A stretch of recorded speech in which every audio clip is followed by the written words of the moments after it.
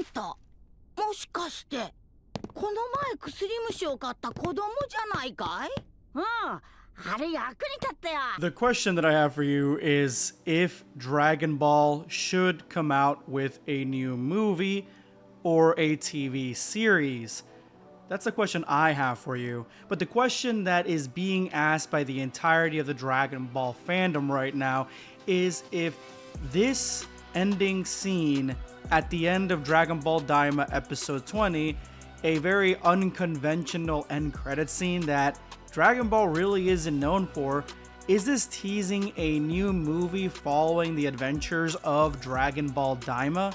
Are we going to see a brand new movie on the horizon for this series that seems to be a one-off and has loose ties to Dragon Ball Super? That's the question that we have the answer for today. But as far as it getting a new series or a new movie, and which one I feel like it should be, honestly, I think that the most realistic approach to this is a brand new movie, maybe next year, maybe for the summer if they've already been working on it, but I highly doubt it since Dragon Ball Daima just ended.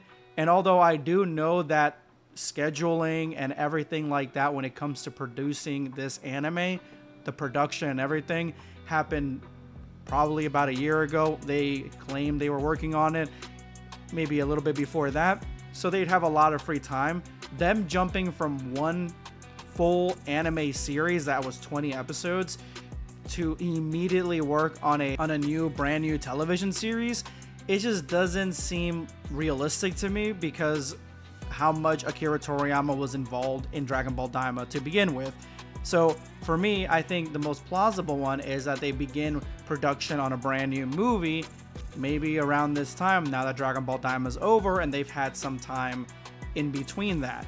That's what I believe, but those are some high hopes. And I don't want to get your hopes high because I have the answer for you right here. A lot of people have been asking me if this end credit scene at the end of Dragon Ball Daima is sort of like a hint toward a movie, or is it part of a movie? The reason they're asking this is because the ending is animated almost entirely different than the entirety of Dragon Ball Daima. Now, don't get me wrong, Dragon Ball Daima's animation is pretty good. It is consistently good, actually, every single episode.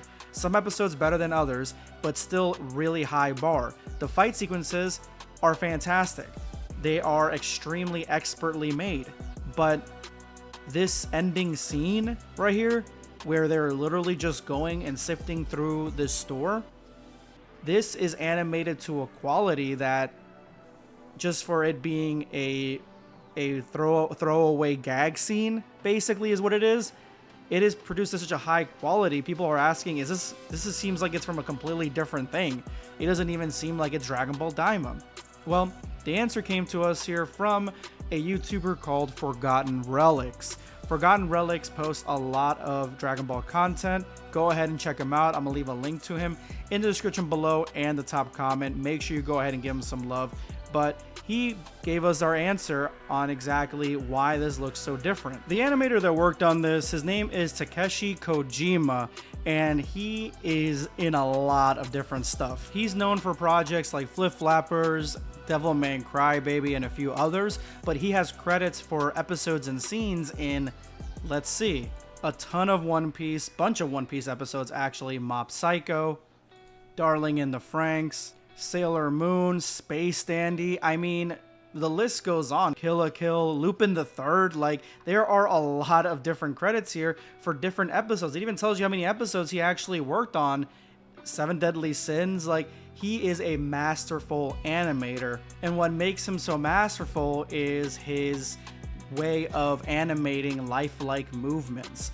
He works on the entire body moving to words and sentences or interactions. Every single frame of a person or someone that he's animating is moving in the way a normal person would move. So based off of what Forgotten Relics is saying, I mean, this guy takes a while to intricately animate his scenes. It's a lot more time consuming, a lot more work.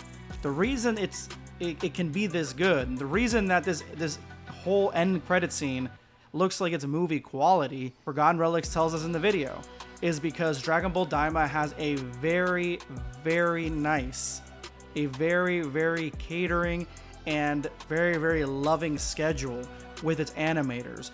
It gives time for its animators to breathe and work on things at their own pace. They're not rushed like in, say, Dragon Ball Super or other animes that are out right now. I've heard Blue Lock has some issues. This anime is above the bar when it comes to animation, and it really shows.